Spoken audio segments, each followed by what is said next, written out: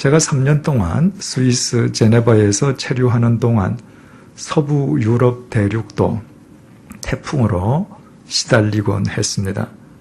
특별히 1999년 연말에 불어닥쳤던 태풍은 온 서부 유럽 대륙을 쑥대밭으로 만들었습니다. 시속 250km가 넘는 태풍이 부는 동안 단 몇 시간 만에 서부 유럽 대륙에서 무려 100여 명이 죽었습니다. 그리고 서부 유럽 대륙 전체가 입은 재산적 피해액은 추산하는 것 자체가 불가능할 정도라고 발표를 했습니다. 당시 프랑스 정부는 전국 96개 주 가운데에 60개 주를 자연재해 지역으로 선포할 정도로 살인 태풍이었습니다. 이처럼 태풍의 위력과 무서움 그리고 결과는 우리나라나 서부 유럽 대륙이나 대동소이합니다. 그러나 그곳에서는 태풍이 왔을 경우에 우리나라에서 볼 수 없는 광경을 접하게 됩니다. 우리나라에서는 태풍의 위력을 이기지 못한 나무가 꺾어지는 경우는 있지만 뿌리채 뽑혀 쓰러지는 경우는 거의 없습니다. 반대로 서부 유럽 대륙에서는 태풍의 위력 앞에서 꺾어지는 나무는 거의 없고 뿌리채 뽑혀 쓰러지는 나무들이 허다합니다. 그렇다고 해서 그곳의 태풍 위력이 우리나라보다 강하기 때문인 것은 아닙니다. 태풍의 위력에 훨씬 미치지 못하는 웬만한 강풍 속에서도 뿌리채 뽑혀 나자빠지는 나무들이 많이 있습니다. 작고 연약한 나무가 아니라 20m가 넘는 거목들이 맥도 추지 못하고 그냥 쓰러져 넘어지는 것입니다. 그것은 우리나라와는 다른 기후 조건으로 인함입니다. 우리나라는 1년 12달 가운데에 비가 오는 우기가 3달이 채 되지 않습니다. 이를테면 비가 오지 않는 건기가 비가 오는 우기보다 3배 이상 긴 것입니다. 따라서 우리나라의 나무들은 그 긴 우기 동안 살아남기 위해서 뿌리가 수맥을 찾아서 땅속 깊이 파고들지 않을 수 없습니다. 결과적으로 뿌리 깊은 우리나라 나무들은 웬만한 태풍 앞에서도 꺾어질지언정 뿌리채 뽑혀 쓰러지는 경우는 거의 없는 것입니다. 하지만 혹한이 없는 서부 유럽 대륙에서는 1년 내내 알맞게 비가 옵니다. 겨울에 잔디가 파릇파릇 살아있는 것도 바로 그런 이유입니다. 이처럼 사시사철 온 사방이 습한 땅이다 보니 그곳에 있는 나무들은 뿌리가 구태여 애를 써서 수고하며 땅속 깊이 파고 들어가야 될 이유가 전혀 없습니다.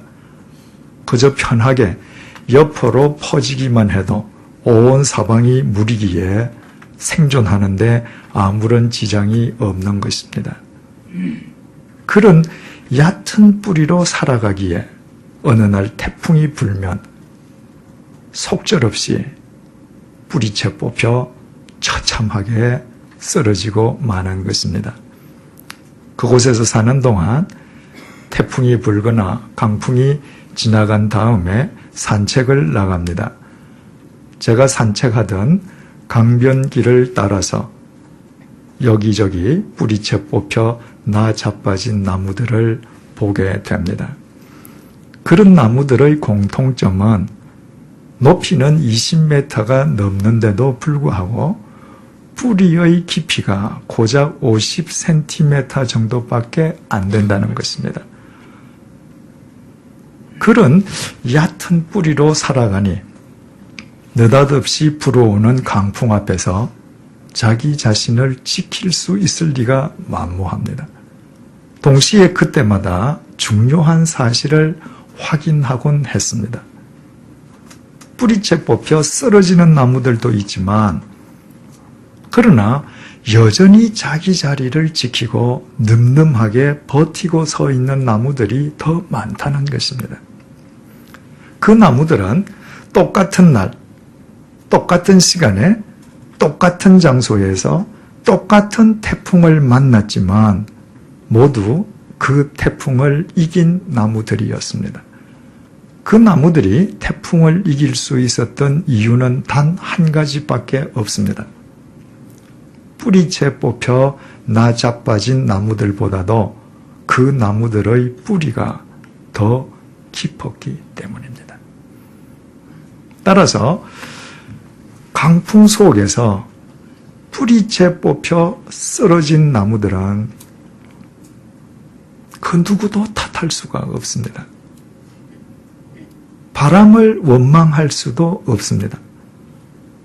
그것은 전적으로 자기 자신의 책임입니다. 수고하며 땅속 깊이 뿌리를 내리지 않고 그저 편하고 안이하게 옆으로만 퍼져갔던 자기의 책임입니다. 그래서 강풍이 불면 뿌리채 뽑혀 쓰러져 나가는데 일단 뿌리채 뽑혀 쓰러진 나무에게는 더 이상 생명의 기회가 주어지지 않습니다. 그것으로 모든 것은 끝나버리는 것입니다. 예루살렘 교회를 잔멸한 사울은 그 여세를 몰아서 다메섹 원정에까지 나섰습니다. 그곳에 있는 그리스도인들마저도 예루살렘으로 연행해서 종교 재판을 거쳐서 죽여버리기 위함이었습니다.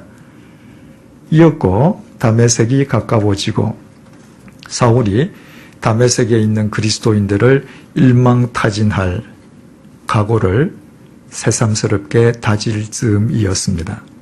본문 3절에서 5절을 보시겠습니다. 사울이 길을 가다가 다메섹에 가까이 이르더니 홀련히 하늘로부터 빛이 그를 둘러 비추는지라 땅에 엎드러져 들음에 소리가 있어 이르시되 사울아 사울아 내가 어찌하여 나를 박해하느냐 하시거늘 대답하되 주여 누구시니이까 이르시되 나는 네가 박해하는 예수라. 다메섹을 지척에 두고 사울이 그만 태풍을 만났습니다. 빛이요 진리이신 예수 그리스도의 태풍이었습니다. 그 태풍을 만나는 순간 사울은 땅바닥에 꼬꾸라지고 말았습니다. 게다가 그로 인해서 시력을 상실하고 식음도 전폐할 수밖에 없었습니다. 더 이상 자기 인생은 볼 가치도 더 이상 먹고 마실 의미도 없는 인생이었던 것입니다. 한마디로 예수 그리스도의 태풍 앞에서 사울의 삶의 뿌리가 송두리째 뽑혀 나자빠진 것입니다. 그것은 누구의 책임도 아니었습니다. 누구를 원망할 일도 아니었습니다. 그것은 전적으로 사울 그 자신의 책임이었습니다. 길이요 진리요 생명이신 예수 그리스도에게 뿌리 내리지 않았던 사울의 책임이었습니다. 그릇되이 자기 신념과 자기 판단에만 뿌리 박았던 사울 그 자신의 책임이었습니다. 예수 그리스도를 부정하고 불의와 한편이 되어 의로운 그리스도인들을 핍박함으로 예수 그리스도를 박해해왔던 사울 그 자신의 책임이었습니다. 따라서 사울이 예수 그리스도의 태풍을 만나 그의 삶이 뿌리채 뽑혀 쓰러졌다고 하는 것은 뿌리채 뽑혀 나 자빠진 나무들처럼 사울의 인생은 거기에서 그렇게 끝나버린 것을 의미합니다. 그런데 놀라운 사실이 있습니다. 우리말 성경에는 번역이 빠져 있습니다만은 헬라어 원문에는 본문 6절이 그러나를 의미하는 헬라어 알라로 시작되고 있습니다. 그러나는 이전의 내용과 상반되는 내용이 나올 때에 사용되는 접속 부사입니다.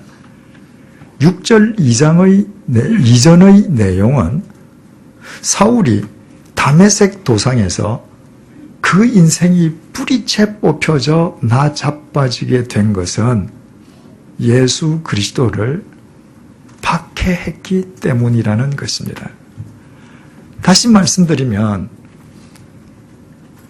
예수 그리스도의 태풍을 만나서 그 인생의 뿌리가 송두리째 뽑힌 사울의 인생은 그것으로 끝장이 났다는 의미였습니다. 그런데 그 모든 이야기가 그러나라는 이 한 단어 속에서 대역전을 이루게 됩니다. 그것은 이제까지 그릇된 인생을 살아온 사울의 인생이 뿌리채 뽑혀 끝장을 맞긴 했지만 그러나 그의 인생이 그토록 무의미하게 끝나도록 내버려 두시지만은 않겠다는 주님의 선언이었습니다. 그것이 사울의 인생의 끝장이긴 하지만 그러나 그 끝장이 사울 인생의 종말을 의미하는 것이 아니라 새로운 삶의 시작을 의미하는 것이란 주님의 위대한 약속이었습니다. 사울의 인생이 끝장났다고 하는 것은 자기 자신에게 뿌리 내리고 그릇된 삶을 살던 과거의 삶이 끝장났다는 것이요. 새로운 시작이라 하면 예수 그리스도 안에 뿌리 내리고 새로운 생명의 삶을 살게 됨을 의미하는 말이었습니다. 그래서 주님께서 본문 6절을 통해서 이렇게 말씀하셨습니다. 너는 일어나 시내로 들어가라. 네가 행할 것을 네게 이를 자가 있느니라. 주님께서 사울에게 시내로 들어갈 것을 명령하셨습니다. 시내란 두말할 것도 없이 다메섹입니다. 본래 사울이 다메섹에 있는 그리스도인들을 연행하려 했기에 주님께서 사울을 다메섹으로 불러들이시고 그곳에 있는 그리스도인들 앞에서 보란듯이 사울을 망신주고 혼내시려 함이 아니었습니다. 주님께서는 이미 인생의 뿌리가 뽑힌 사울에게 앞으로 무엇을 어떻게 해야 할지 말해 줄 사람을 다메섹에 예비해 두고 계셨기 때문에 다메섹으로 들어가라고 말씀하셨습니다. 주님께서 그릇된 삶을 사는 사울의 인생을 송두리째 뿌리 뽑으시고 그제야 비로소 사방을 두리번거리시며 누구를 사울에게 붙여줄까 사람을 찾으신 것이 결코 아니었습니다. 주님께서는 사울의 그릇된 인생을 뿌리 뽑으시기 이전에 이미 그를 위하여 필요한 사람을 다메섹에 예비해 두고 계셨습니다. 마치 의사가 환자의 환부를 일단 도려놓고 보는 것이 아니라 수술하기 전에 필요한 기구와 약 그리고 필요한 모든 조처를 완벽하게 준비한 뒤에야 집도하는 것과 같았습니다. 만약 주님께서 죄 가운데 살아가는 인간의 인생을 뿌리채 뽑으시기만 하는 공의의 손만 가지신 주님이시라면 그날 다메섹 도상에서 인생의 뿌리가 뽑힌 사울의 삶은 그것으로 끝나버리고 말았을 것입니다. 만약 주님께서 죄 가운데에 살고 있는 죄인의 허물을 무조건 덮어주기만 하시는 사랑의 손만 지니고 계셨다면 주님께서는 죽음을 향해 치닫고 있는 사울을 내버려 두셨을 것입니다. 그 어느 쪽이든 사울의 인생은 영원히 파멸하고 말았을 것입니다. 그러나 주님께서는 그릇된 인생을 사는 사울의 삶을 뿌리 뽑아주시는 공의의 손을 지니신 동시에 그로 하여금 당신 안에 뿌리 내리게 하시는 사랑의 손을 함께 지니고 계신 분이시기에 주님의 그 공의와 사랑의 두 손 속에서 사울은 새로운 삶을 살 수 있었습니다. 본문 8절에서 9절 말씀을 보시겠습니다. 사울이 땅에서 일어나 눈은 떴으나 아무것도 보지 못하고 사람의 손에 끌려 다메섹으로 들어가서 사흘 동안 보지 못하고 먹지도 마시지도 아니하니라.